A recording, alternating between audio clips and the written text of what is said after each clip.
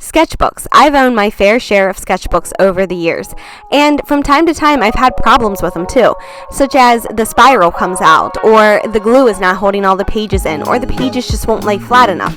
And of course there's always that one very small and minor problem of it just is not looking as artsy as what I'm feeling today. Then I learned this secret Belgian bookbinding technique, and it seemed to solve a lot of the problems. It looks super cute, I get to create it, which I absolutely love because I'm a creative person, and it is matching, my creative style, as well as the pages are laying flat. If you come along with me, I will teach you today how to start on your very own Belgian bookbinding method. Today in episode 1, we will learn how to cover the chipboard that you will use for your Belgian book and make it look super cute. So I hope that you enjoy today's episode. For today's project, you will need a piece of chipboard. I picked mine up at Michael's craft store, but you can also just take it off the back of a pad of paper. And then you will need a ruler, a pair of scissors, and some paper to cover it with, or an old map or something, a bone folder or a page creaser. Something else that might be helpful is a paper cutter. You will also need Modge Podge, and then like a sponge brush or a regular brush to put the Modge Podge on with. So let's get started. First thing you need to do is cut your cover and back and spine to be the correct size. I bought a piece of chipboard that is 12 inches by 12 inches, so I'm going to make the cover of my book 9.5 inches by 6 inches. Basically that is so that I can use one piece of chipboard to get both the front, back, and spine of my book.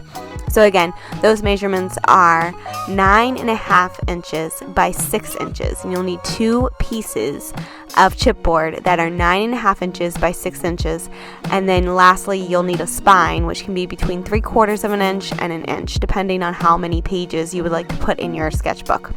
You can cut the chipboard in one of 2 ways. You can use a straight edge, or you can use a pair of scissors.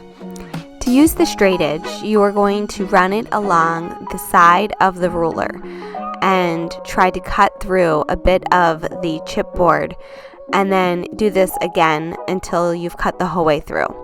I have to be honest, I kind of like using the scissors better.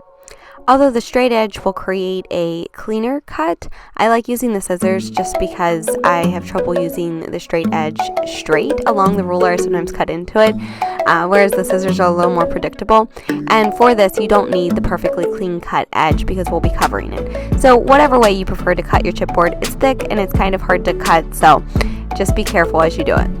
Anyways, the next thing we're making is the spine. Like I said, you can do between 3/4 of an inch or 1 inch, depending on how many pages you would like in your sketchbook. I went ahead and went with an inch on this one, and then you just cut that out and make sure that all of your pieces are roughly the same size. So I lay them out and want to make sure that they are going to line up once I sew this. Next, you will need your paper that you are going to cover with, if that's the method that you are going to use.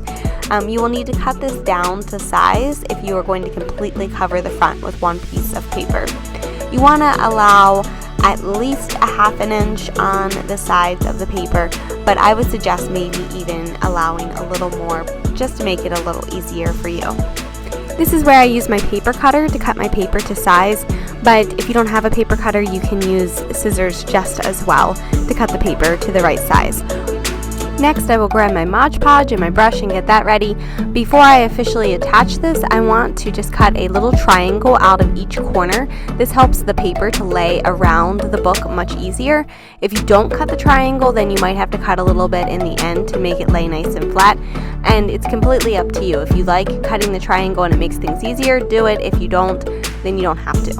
To make this triangle, I measure in about a 1/2 inch, and then from each side, and then I cut that in half using the corner to cut it in half. Once the paper is cut to the right size, then you are ready to use your Modge Podge. So step 3 is to use your Modge Podge and a brush and brush it onto the chipboard in a nice thin layer. The Modge Podge will dry quickly, so just make sure that you're working quickly as you apply it. Step 4 is to attach your chipboard to the paper. So you flip the chipboard over on the paper, and then after that you want to press the chipboard down really good. And then before you start putting glue on, you want to crease your paper around your chipboard. I'm using a page creaser to do that. You could use a credit card or just your finger even works, but you want to make sure that it's nice and snug around that chipboard. You go the whole way around creasing that paper, and then apply your Modge Podge glue to the paper and press it down around the chipboard so that it fully covers around the edge of that chipboard. So you have all 3 pieces, the front, back, and spine, covered on one side at this point. Now we are going to flip those pieces over, and we are going to work on covering the other side. Step 5, we will cut and attach paper to the inside of each of the pieces. To cut this paper, you're going to want it to be about 1/4 of an inch smaller than what your cover and your spine is. So measure your paper and then cut it, and then paint the glue or the Modge Podge onto the inside of each of these pieces, and then press the paper down really nice and snug. And I had a corner rounder, so I use that on the corners of this paper just to make it look nice and finished. If you do not have a corner rounder, it is not something that you have to do. It's just an optional step.